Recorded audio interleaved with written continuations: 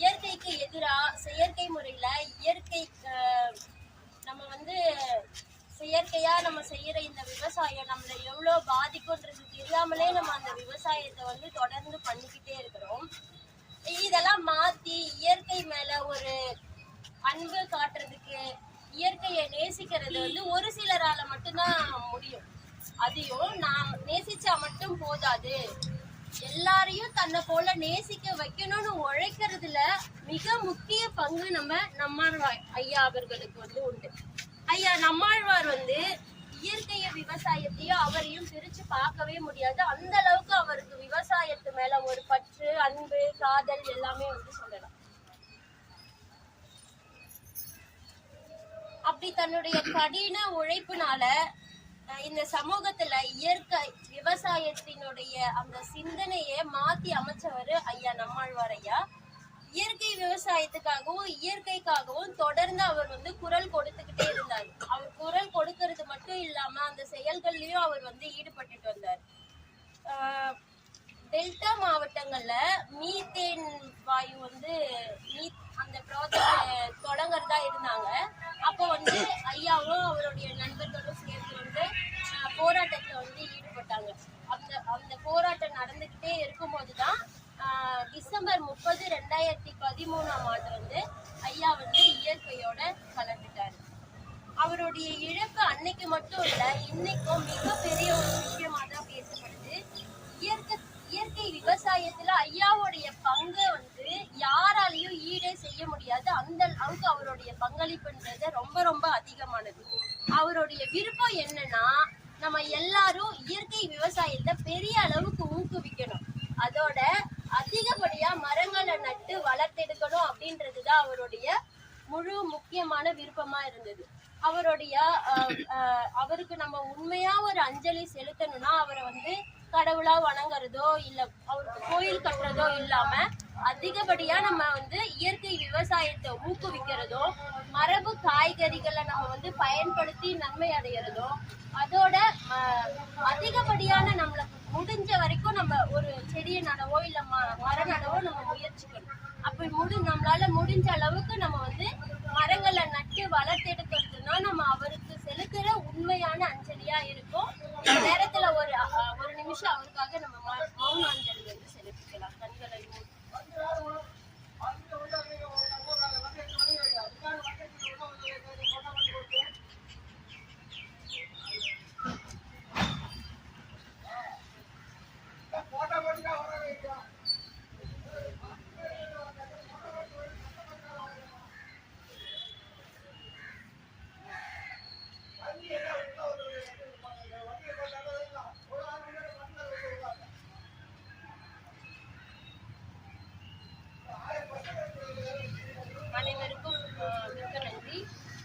நிகழ்ச்சியை தொடங்குற விதமா ஒரு சமூக பாடலை பாட அம்சினி அன்போட அழைக்கிறேன். அனைவருக்கும் வணக்கம்.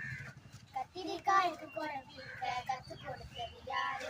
கடலை பொட்டிக்கு முடிச்சுக்கு போல மூடி வச்சது யாரு? சிறுகாய்க்கு கவுடு பிடிக்க கத்து கொடுத்தது யாரு? அந்த கடலை பொட்டிக்கு முடிச்சுக்கு போல மூடி வச்சது யாரு? பூசணி தலையில் பூவை அழகா முடிஞ்சு வச்சது யாரு? பூசணி தலையில் பூவை அழகா முடிஞ்சு வச்சது யாரு? அடவாசனை இல்லா காகித பூவுக்கு வண்ணம் அடிச்சது யாரு? யாரு யாரு யாரு? அழகானந்து கத்திரிக்காய்க்கு கொடை பிடிக்க கத்து கொடுத்தது யாரு? அந்த கடலை பொட்டிக்கு பருப்பு செடிக்கு பஞ்சு முட்டாய பின்ன கொடுத்தது யாரு? அந்த பனை ஒலைக்குள்ள நிறைந்து காத்த மறைச்சி வச்சது யாரு? பருப்பு செடிக்கு பஞ்சு முட்டாய தின்ன கொடுத்தது யாரு? அந்த பனை ஒலைக்குள்ள நிறைந்து காத்த மறைச்சி வச்சது யாரு? ஆலமரத்துக்கு அத்தனை ஊஞ்சலாட கொடுத்தது யாரு? ஆலமரத்துக்கு அத்தனை ஊஞ்சலாட கொடுத்தது யாரு?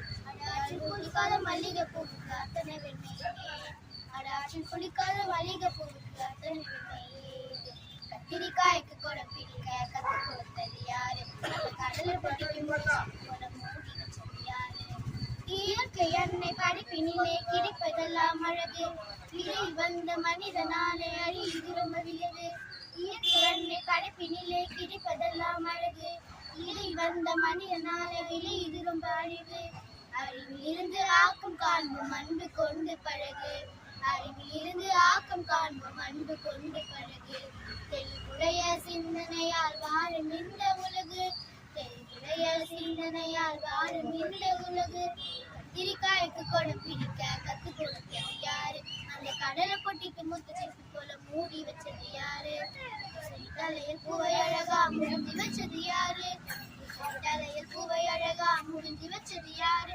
அடவாசனை இல்லா காகிதத்தை வண்ணம் அடிச்சது யாரு யாரு யாரு யாரு அட காரணம் தெரிஞ்ச கூறு கூறு கூறு யாரு யாரு யாரு அட காரணம் தெரிஞ்ச கூறு கூறு கூறு கத்திரிக்காய்க்கு கொடை பிடிக்க கத்து கொடுத்தது யாரு அந்த கடலை பொட்டிக்கு மூடி போல மூடி வச்சது யாரு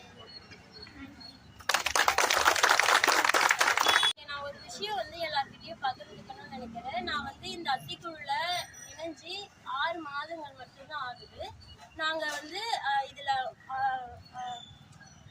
இதுல சேரும்போது முதல்ல நாங்க போகும்போது இங்க பக்கத்துல வந்து பெருங்காவூர் அப்படின்ற ஒரு கிராமங்களுக்கு தான் வந்து நாங்க நிறைய மரங்கள் நடக்கணும்.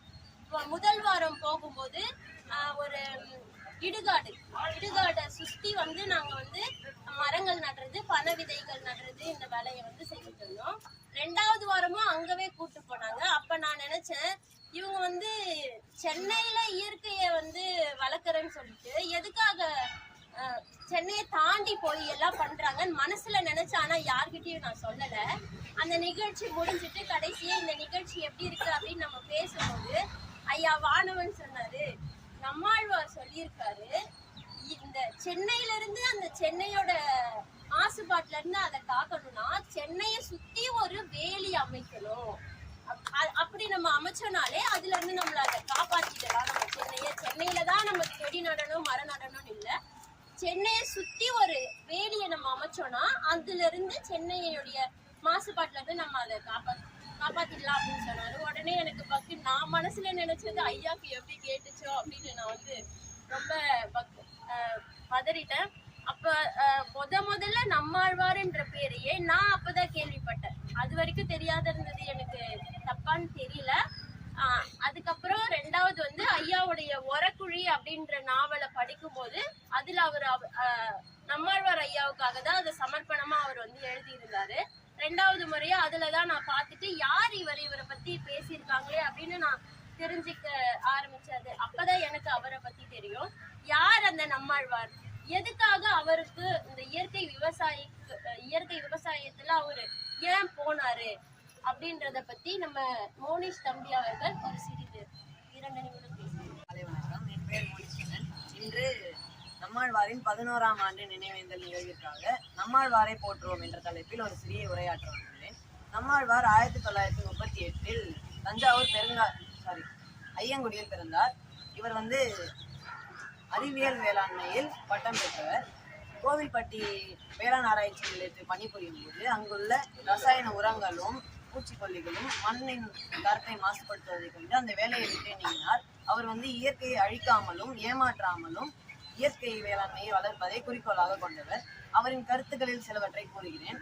மனிதனின் வாழ்க்கையும் இயற்கையுடன் இணைந்திருக்க வேண்டும் என்றும், ரசாயன உரங்கள் மண்ணின் ஆரோக்கியத்தை கெடுக்கும் என்றும், இயற்கையின் சுழற்சியை கடைபிடித்து பசுமையான வேளாண் முறைகளை கடைபிடிக்க வேண்டும் என்றும் கூறியுள்ளார். கிராமப்புறங்களில் விவசாயிகளை சந்தித்த அவர் பாரம்பரிய விதைகள், இயற்கை உரங்கள் மற்றும் பசுமை பயிர்களை வளர்ப்பதை ஊக்குவித்துள்ளார். இவரின் பயணங்களின் போது பலர் விவசாயிகளின் எதிர்காலம் குறித்து வருத்தம் தெரிவித்துள்ளனர். அதற்கு அவர், இயற்கையை நம்புங்கள், அது உங்களை வாழ வைக்கும்.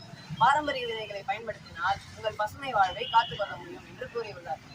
1960களில் தமிழகம் முழுவதும் சுற்றி சென்று இவர் பல முயற்சிகளை மேற்கொண்டுள்ளார். அவற்றில் சிலவற்றை கூறுகிறேன்.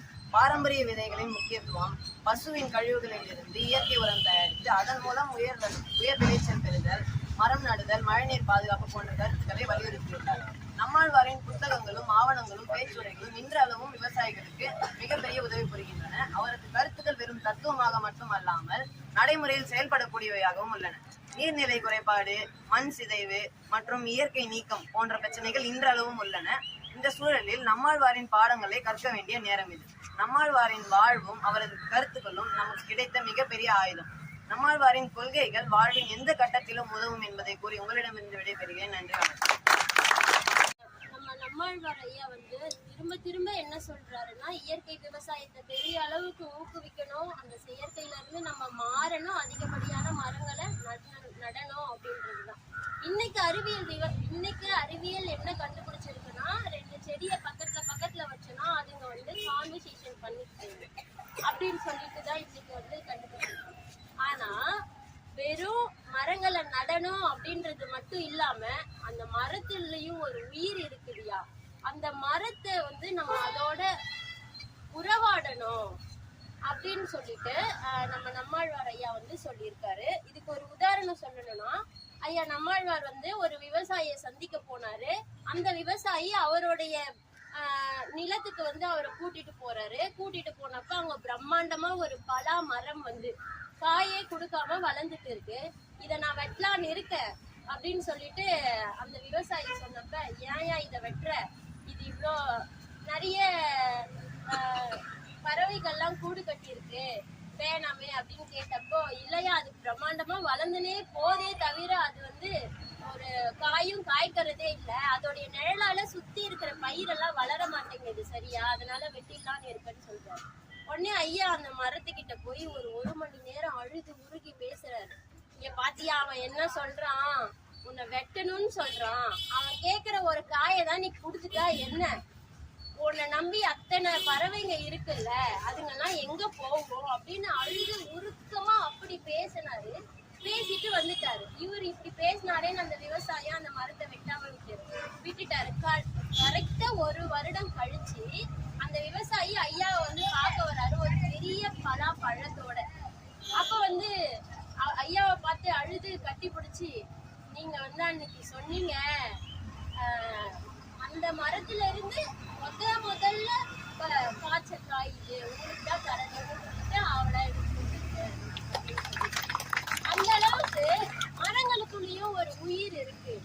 அதோட நம்ம வந்து அசைவாடணும் அப்படின்றத வந்து ஐயா வந்து பிராக்டிக்கலா ப்ரூவ் பண்ணது இந்த ஒரு நிகழ்ச்சி மூலமா. எங்க அத்திக்குழு வந்து கடந்த ஒரு 10 வருடங்களா வந்து இந்த மரங்கள் நடுறது, இயற்கை சார்ந்த வேலைகள் செய்யறது வந்து பண்ணிட்டு வராங்க. எங்களுடைய அத்திக்குழுவோட கடந்து வந்த பாதையை பத்தி பேச பேராசிரியர் திரு சக்திவேல் ஐயா அவர்களா அன்போடு அழைக்கிறேன். அனைவருக்கும் வணக்கம். அம்மா மிக சிறப்பாக பேசிட்டாங்க. இதுக்கப்புறம் பேசுறதுக்கான வாய்ப்பு இருக்குமாங்கன்னு தெரியல. இதில் கலையம்மா வேற இருக்கிறாங்க. இவங்கள மாதிரிலாம் தெளிவாக பேச முடியுமான்னு தெரியல. இந்த அம்மா அகிலா அம்மா பேசுறது பார்த்துட்டு இவங்க ஆசிரியராக இருப்பாங்கன்னு நினைக்கிறேன். கடைசியில் பார்த்தா கிடையாது. அவ்வளோ மிக சிறப்பாக பேசுகிறாங்க. அவங்க ஆரம்பத்தில் வானவன் ஐயா கூட சேர்ந்து ஒரு 5 பேர் ஐயா கூப்பிட்டாங்க, அப்படி தொடங்கலாம் அப்படின்னாங்க. இந்த பலாமரம் கதை மாதிரி தான், அது உண்மை கதை தான் இதுவும். அது வரைக்கும் பழுக்காத இந்த காய்க்காத பலாமரம் காய்ச்ச மாதிரி எங்களுக்கு அந்த உணர்வுலாம் இல்லை. இவங்க சொன்னதுனால கேட்போங்கிறதுனால அந்த உள்ளுணர்வு எங்களுக்கும் வந்துச்சு. இவங்கெல்லாம் காலம் கடந்து யோசிச்சவங்க. அவங்கெல்லாம் கண்டிப்பாக சமகாலத்தில் மதிக்கப்பட மாட்டாங்க. யாருமே வரலாற்று நிலைக்கிறவங்க காலம் கடந்து யோசிக்கிறதுனால சமகாலத்தில் உதாசீனப்படுத்தப்படுவாங்க, வீட்லேயும் புறக்கணிக்கப்படுவாங்க. அதுக்கெல்லாம் சிறந்த எடுத்துக்காட்டு ஐயா தான். ஐயாவோட அந்த ஈர்ப்பு அவங்களுக்கு வந்திருக்கு. முதல்ல அவங்களால பல பேருக்கு வந்திருக்கு. இப்போ வந்து நாட்டில் கெடுதல் நடக்குதுன்னா கெட்டவங்களால கிடையாது, நல்லவங்களோட மௌனம் தான் அதுதான் காரணம் அப்படிங்கிறாங்க. இப்போ ஐயா சொன்னது அருமையான எடுத்துக்காட்டு. பார்த்தீங்கன்னா, நீ வந்து டிராக்டர் வச்சு உழுவுற, அந்த டிராக்டர் மாதிரி குட்டி போடுமா, ஆனால் மாடு வச்சு உழுதா அப்படின்னு சொல்லி அவங்க வாழ்க்கையே அதுக்காக அர்ப்பணிச்சவங்க. இப்போ நல்ல ஒரு எண்ணம் வந்து எல்லாத்த விட பிரபஞ்சத்துல பெரிய சக்தி உடையது நல்லவங்க அந்த கூட்டு முயற்சி தான். அந்த ஐயாவோட நல்ல எண்ணம்னா இன்னைக்கு இவங்க மாதிரிலாம் எக்ஸ்ப்ளோரா, எங்களுக்கு முன்னாடி எல்லாம் அவங்களுக்கு இவங்க யோசிக்கிற காலகட்டத்திலே எக்ஸ்ப்ளோர் அமைப்பு நிர்மல் ஐயாலாம் அதெல்லாம் நம்ம காதுல கேட்டிருக்கோம். ஆனா நமக்கும் அந்த பழம் காய்க்கிறதுக்கான காலம் எடுத்துக்கிட்ட மாதிரி எங்களுக்கு இப்போ தேவைப்படுது. அவங்கெல்லாம் வந்து இங்கே வந்திருக்கிறாங்க. அவங்கெல்லாம் நம்ம என்னன்னா இப்போ எல்லாமே ஒரு 13 குடும்பம் தான் முடிவு பண்ணுறோம் நம்ம என்ன சாப்பிடணும், என்ன மருந்து அப்படி இப்படின்ட்டு. அதனால பேரழிவு சந்திக்கிறோம். இன்னைக்கு தொலைக்காட்சி வந்துச்சோ அது சொல்றது தான் கேட்குறோம். ஆனால் இருந்தாலும் நம்மளுக்கு தனிப்பட்ட கணக்கு இருக்கு. நம்ம குடும்பம் நடத்துறதே குப்பை கொட்டுறதுக்கு தான் ஆகிப்போச்சு. வேற வந்து இங்க பண்ணதை இப்ப கீழடி ஆய்வு மாதிரி இன்னும் 5 வருஷம் கழிச்சு தோணுனான்னு வச்சுங்க, என்ன கிடைக்கும்? இவ்வளவு கேவலமா ஒரு நாடு வாழ்ந்திருக்குமாங்கிற மாதிரி. அப்புறம் இது மாதிரி நெகட்டிவா பேச வேண்டிய அவசியம் இல்லை. நம்ம அடிப்படையில உலகமே அயோக்கியத்தனமா இருக்குன்னு சொல்றதை விட நம்ம உடனே ஒரு ஆள் திருத்திட்டாலே ஒரு அயோக்கியம் எண்ணிக்கையில இருந்து உடனே குறைஞ்சிடறான் உலகத்துல. எல்லாரும் கட்டவன் அயோக்கியன்னு சொல்றதை விட நம்ம அயோக்கியத்தனம் பண்றோமா அப்படின்னு கேட்டு திருந்தினாலே போதுமா? அவங்களுக்குன்னு கணக்கு இருக்கு, கொடுக்கல் வாங்கல் கணக்கு மாதிரி. நம்ம கணக்கை சரியா வச்சுக்கணும். சரியா வச்சுக்கிட்டாலே போதும். அது எல்லாருமே அது மாதிரி திருந்திடுவாங்க. அதே மாதிரி பாத்தீங்கன்னா அந்த நல்லவங்களால தான் நிறைஞ்சது. நல்லார் ஒருவர் உணரையில் தான் அவர் போய் எல்லாருக்கும் மழைன்னு சொன்ன மாதிரி இந்த திருக்குறளை கூட நமக்கு இருக்கா? எல்லாத்தையும் விட்டு வந்துட்டோம். ஆக எவ்வளவு சீக்கிரமா கெட்டு போகணும்னு நினைச்சோமோ அவ்வளவு அதை விட விரைவா கெட்டு போயிட்டே இருக்கோம். இப்ப வாடிய பயிரை கண்ட போதெல்லாம் வாடினேன்னு சொன்னார்ல வள்ளலாரு. அது என்ன, அதுலயேதான் எல்லாமே சூட்சுமம் இருக்கு. அந்த வாடிய பயிரை கண்டு கூட தண்ணி ஊற்றணும்னு ஒரு மனுஷன் தோணுச்சுன்னா, இந்த இஸ்ரேல் போர், காசாவில் இப்படி கேடு கட்டத்தனம், அது நம்ம இங்க நல்லா பாதுகாப்பாக இருக்க முடியுமா? 45,000 பேர் செத்து போனாங்களாம். ஊட்ட செத்து இல்லையா குழந்தைங்களுக்கு? அதெல்லாம் தொலைக்காட்சியில பாக்குறமே. எவ்வளவு அறிஞர்கள் வந்து உயிரை காக்க போராடுறாங்க அந்த காலகட்டத்துல. இதெல்லாம் மனிதன் என்ன வேலை பண்றான்? நான் வல்லரசு நிரூபிக்கிறதுக்கு எப்படி நடக்குது, அங்க நடக்குதுன்னு நம்ம மௌனமா இருந்தா நாளைக்கு அந்த பிரச்சனை நம்ம வீட்டை கதவு தட்டுமா தட்டாதா? எவ்வளவு இப்ப திருப்பி வந்து பார்த்தா அரபு நாடுகள் வந்து அவங்களுக்கு இஸ்ரேலுக்கு எதிரா 2 படை நாங்க தயார் பண்ணி வச்சிருக்கோம். இதெல்லாம் கேட்கறதுக்கு எப்படி இருக்கு? ஆக என்ன பண்ணணும், நம்மளால முடிஞ்சது ஐயா மாதிரி இவங்க மாதிரி எல்லாம் நல்லவங்க கூட போய் சேர்ந்துடணும். சான்றோர் இனத்து இருக்கணும், அது ஒண்ணு போதும். சான்றோர் இனத்தை போய் சேர்ந்துட்டா போதும். அதுக்கப்புறம் மற்றது எல்லாமே மற்றவங்க பார்த்துப்பாங்க, இயற்கையே பார்த்துக்கும்.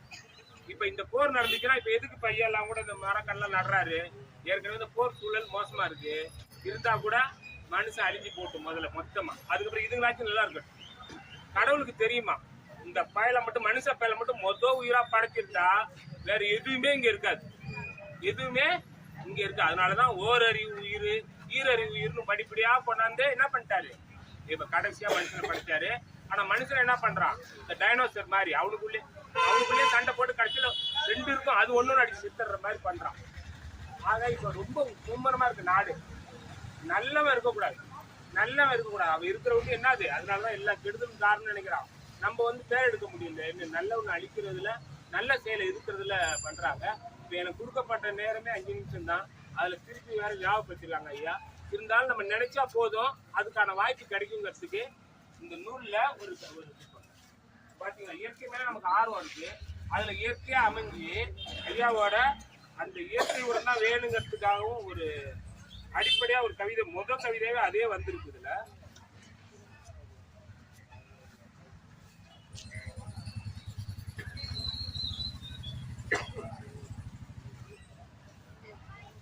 தலைப்பு வந்து கொடையாளருக்கு எல்லோரும் உறவினர். மற்ற கொடை கொடுக்குறாங்கன்னா அவங்களுக்கு எல்லாருமே உறவினர் இருப்பாங்க. பழுத்த மரங்கள் பறவையை தேடி இழுத்து வருவதும் இல். பழுத்த மரங்கள் பறவையை தேடி இழுத்து வருவதும் இல். காட்டு கரும்பினை காண எறும்புகளை கூட்டியே கூறவா கூறு. இந்த மாதிரி வானவன் ஐயா மாதிரி, மோகன் ஐயா மாதிரி, அது மாதிரி ஒரு சில நல்ல உள்ளங்களால் தான் இந்த உலகம் கூட நல்லா இருக்குது. இப்ப அவங்க எல்லாம் வந்து பெரிய பிரச்சாரம் பண்ண தேவையில்லை, அவங்க வேலையை ஒழுங்கா பறிச்சு செய்யறாங்க. அதுக்கப்புறம் எல்லாருமே பின்னாடி போயிட்டவங்கிறதுக்கு தான் பழுத்த மரங்கள் பறவையை தேடி இழுத்து வருவது மீன், காட்டு கரும்பினை காண எறும்புகளை கூட்டியே கூறவா கூறு. உணவுத்தேன் உண்ண ஓப்புடன் வண்டை மனத்தால் அழைக்கும் மலர். உணவுத்தேன் உண்ண ஓப்புடன் வண்டை மனத்தால் அழைக்கும் மலர். வறுமையை கண்டவர் வள்ளலை தேடி நறுமொழியாய் நாடிடும் நாடு. கெடுத்துமே வாழ்பவர் கேட்டில் அழிவர், கொடுத்துமே வாழ்பவர் போர்.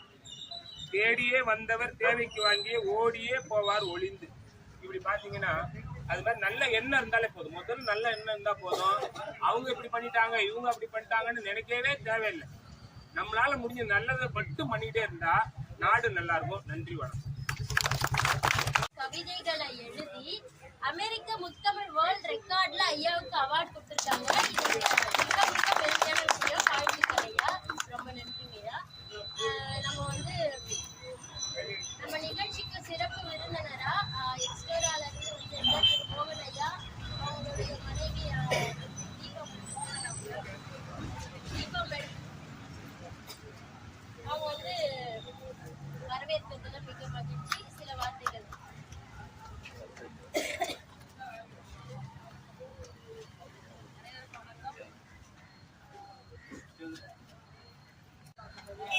ஞாயிற்றுக்கிழமை எல்லா குழந்தையும் தூங்கிட்டு இருப்பாங்க வீட்டுல. தம்பி இப்படி வாங்க. உங்க பேரு? தூங்க தெரியல. யுவராஜா? யுவராஜுக்கு வாழ்த்துக்கள். குழந்தைங்களோட பாட்டு அவ்வளோ நல்லா இருக்கு, அவ்வளோ கருத்து. அகிலாவோட உரை நிஜமாவே உருக்குது.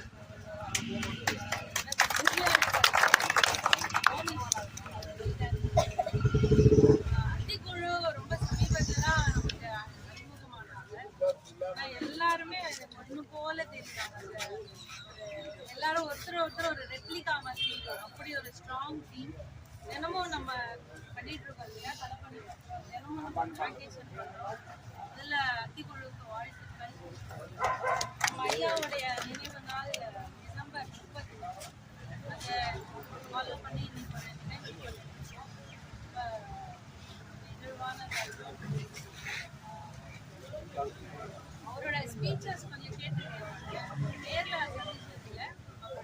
அவரை பற்றி என்னைக்கு கேள்விப்பட ஆரம்பிச்சோமோ அதுலேருந்து படிக்கிறது, அவரோட ஸ்பீச் எல்லாம் கேட்டிருக்கோம். அதில் எனக்கு ரொம்ப எனக்கு பிடிச்சது, என்னோட கருத்தோட ஒத்து போன விஷயம் ஒன்று இங்கே பகிர்ந்துருக்கேன். என்ன சொல்கிறாருன்னா, மற்ற உயிரினங்களை விட நம்ம வேறுபடுத்தி நம்மளை காமிக்கிறதே அந்த 6வது அறிவு.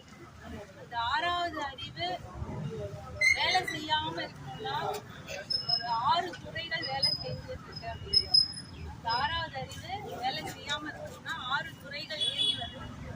முதல் துறை சரக்கு கடை.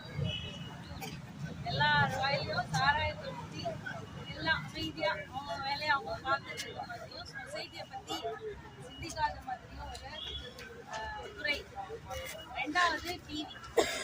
ஐயா சொல்றதுதான், வீட்டுல டிவி முன்னால உட்காடுறோம், மீதி நேரம் தான் நம்ம வேலை செய்யற நேரத்தை தவிர டிவி நம்மளை கேட்டு. 3வது கோவில்கள். மதம்ங்கிற பேர்ல கோவில்கள் எல்லா இடத்துலையும் கட்டி வச்சு நம்ம போய் வழிபடுறதன் மூலமா கடவுள் பார்த்துப்பாரு. ஏதாவது ஒரு ப்ராப்ளமா கடவுளே நீ பார்த்துக்கோ அப்படிங்கிற மாதிரி ஒரு 3வது. 4வது அரசியல் தலைவர்கள் நடத்தும் விழாக்கள். ஊர்வலம் போறது, பேனர் போடுறது, அவங்க என்ன சொல்றாங்களோ அது நடக்கும் அப்படின்னு நம்புறோம். இது ஒரு துறை. 5வது எலெக்ஷன், தேர்தல். தேர்தல்ல ஒரு தலைவர் ஓட்டு போடுறோம், ஜெயிச்சிட்டாரு, அன்னையிலேருந்து கொண்டாட ஆரம்பிச்சிடும், அவர் பார்த்துப்பாரு. இன்னொரு முக்கியமான ஒரு இயக்கம்னே சொல்லலாம், கல்வி நிறுவனங்கள், ஸ்கூல்ஸ், காலேஜஸ். இந்த இடம் எல்லாம் சிந்திக்கிறதுக்கு தடை தான் போடுதே தவிர சிந்திக்க வைக்கிறதுக்கு வாய்ப்பில்லாம ஒரு தடையாக தான் சமூகத்தில் இருக்குன்னு ஐயா அழகாக ஒரு ஸ்பீச்சில் சொல்லியிருக்காரு. ஏன்னா நிறைய சொல்கிறாரு, இந்த மாதிரி ஒரு சந்திப்புனா இப்படி நேச்சரோடு இருந்தார். நம்ம கூட நம்ம சந்திப்பெல்லாம் பார்த்துருப்பீங்க, ஏசி ஹாலில் தான் பண்ணுறோம். அதாவது இந்த சத்தத்தினால தான் நம்ம இந்த மாதிரி தேர்ந்தெடுக்கிறது. நமக்கு இந்த டிஸ்டர்பன்ஸ் இல்லாமல் சொல்கிற விஷயம் மற்றவங்க காதில் போய் வேணுங்கிறதுக்கு தான் ஒரு அமைதியான சூழலை தேடுறோம். ஆனால் ஐயா என்ன சொல்கிறாருன்னா, ஏசி ஹாலில் ஒரு மீட்டிங்கை போட்டு கரண்ட்டை செலவு பண்ணி கரண்ட்டுக்கான இந்த பொருள், அதாவது ரா மெட்டீரியல்ஸ் வரைக்கும் விளக்கமாக நிறைய பதிவு சொல்லியிருக்காரு. நம்ம இந்த நினைவேந்தலாம் ஒரு ஃபார்மாலிட்டியாக இல்லாமல் அவருடைய நிகழ்ச்சியிலேருந்து ஒரு டேக் அவே மெசேஜாக எடுத்துகிட்டு போவோம். அன்னையிலேருந்து ஏதாவது ஒரு விஷயத்தை கையில் எடுத்துக்கணும்.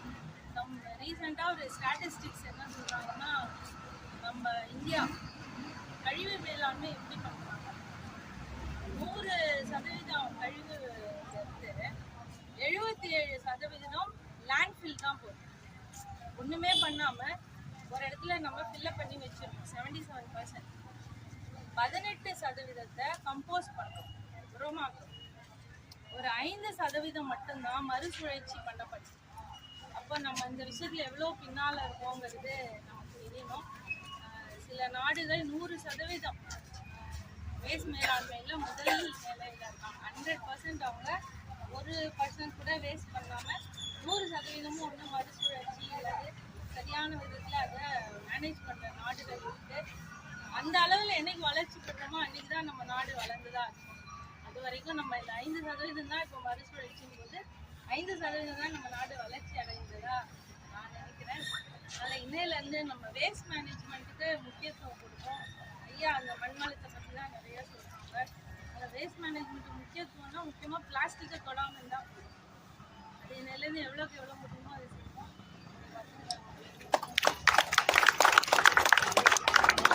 விவசாயியை வந்து நலிந்த விவசாயியை பத்தி பேசிட்டு இருக்கோம், முன்னேற்றம்னு சொல்லிட்டு. அதுக்கு இந்த விவசாயி நலிந்ததுக்கு காரணம் பெரும் முதலாளிகள் அப்படிங்கிற மாதிரி சொல்றோம். சிறு தொழில அடைஞ்சிச்சு, இதனால பெரும் முதலாளிகள் வந்துட்டாங்க. அதுக்கு நம்ம நிவர்த்தனை என்ன பண்றது? பெரும் முதலாளிகள் இருக்கிற அளவுக்கு சிறு விவசாயிகள் ஒன்று சேரும். சிறு விவசாயிகள் ஒன்று சேரும். ஐயா வந்திருந்தாங்க, ரீசெண்டா ஒரு விவசாயிகளுடைய ஒரு கூட்டமைப்பு மீட்டிங் நடந்தது. அதில் எடுத்த முடிவு வந்துட்டு விவசாயிகளை ஒன்று சேர்க்கிறது. எந்த அளவுக்கு விவசாயிகளை ஒன்று சேர்க்கிறோமோ அந்த அளவுக்கு நம்ம விவசாயத்தை முன்னேற்ற முடியும் அப்படிங்கிறது. ஏன்னா இப்ப என்ன சிறு விவசாயம் இருக்கிறதுனால அவனால எது சொன்னாலும் முடியல. மாடு கிடையாது, தண்ணு கிடையாது, பயிர் போடுறான், அதை போடுறாங்க. அதே இது ஒரு கூட்டமைப்பா இருந்திருந்தாங்க. கூட்டமைப்பா இருந்ததுன்னாக்கா 10 ஏக்கரை தனித்தனியா 10 பேர் வச்சுட்டு இருக்கிறோம். 10 ஏக்கரை ஒரு பூ வச்சுட்டு இருக்கிறது மெயின்டைன் பண்ண முடியும். அதனால போற இடத்துல எல்லா இடத்துலையும் முக்கியமா நம்ம இதை வந்து கொஞ்சம் இன்சிஸ்ட் பண்ணணும். சிறு விவசாயிய எப்படி பெரு விவசாய குடும்பமா ஆக்குறது? பெரு விவசாய குடும்பங்கிறது சின்னதா ஆரம்பித்து பெருசவோ பெரும் முதலாளிகள் இருக்கா பார்த்தீங்களா, அவங்களுக்கு ஈக்குவலா கொண்டு வந்தாங்க. நம்மளால விவசாயிகளுடைய ஒரு மேம்படுத்த முடியும், அவங்களுடைய தேவை பூர்த்தி செய்ய முடியும், நம்ம ஆசையை நிறைவேறும். எத்தனை பேர் ஸ்மால் பண்றதுனால அதை யாரும் கண்டுபோக மாட்டேங்கிறாங்க. அதே இது ஒரு ஏரியாவை கொடுத்து ஃபுல்லா இயற்கை விவசாயம் பண்ணோம்னா விலை குறைஞ்சிரும். இன்னைக்கு எதுக்கு இயற்கை விவசாயத்தெல்லாம் சாப்பிட முடிய மாட்டேங்குது, காசு அதிகம்னு உட்கார்றாங்க. அது பெரிய லெவல்ல பண்ணும்போது காசு குறையுது. அதான இப்ப மார்க்கெட்ல பண்றான். பெரிய முதலாளிகள் எல்லாம் பண்ணிட்டு அவன் டிக்டேட் பண்றான். இங்க கூட்டத்தினுடைய அமைப்பினுடைய தீர்மானமே சிறு விவசாயத்தை ஒண்ணு சேர்க்கணும், விவசாயி வந்து விலையை நிர்ணயிக்கணும் அப்படிங்கிற மாதிரி அதுக்கான முயற்சிகளை எங்கெங்க போறீங்களோ இதை வந்துட்டு ஒரு கருத்தை எடுத்து பண்ணாங்க நல்லா இருக்கும். நான் ஒரு விவசாய குடும்பத்துல இருந்தேன். கடைசியா வந்து நன்றி உரை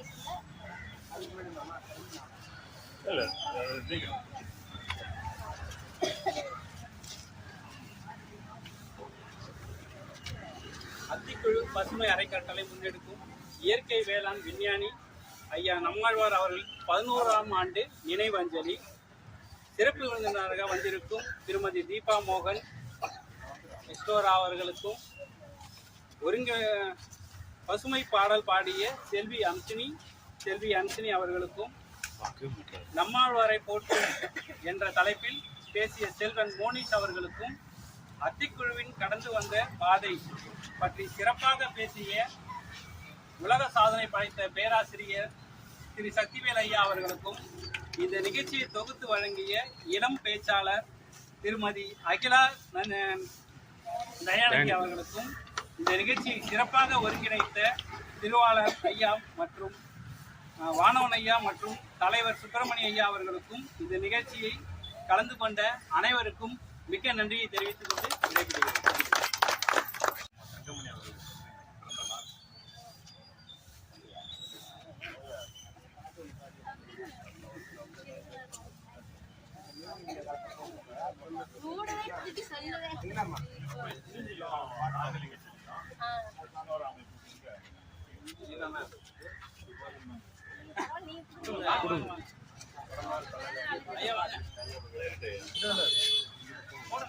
நான் கூட்டு எடுத்து கொடுக்குறேன்.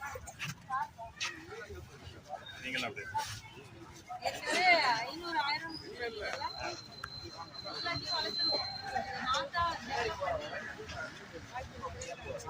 சார் இங்க பாருங்க.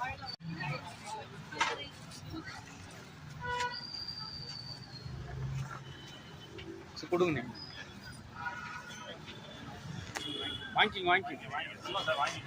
ரெண்டு பேருக்கும் தேங்க்யூ. இங்க பாருங்க சார். வளர்ந்து எல்லாருக்கும் சார் இங்க பாருங்க. மண்டல ஊட்டுற வரையும்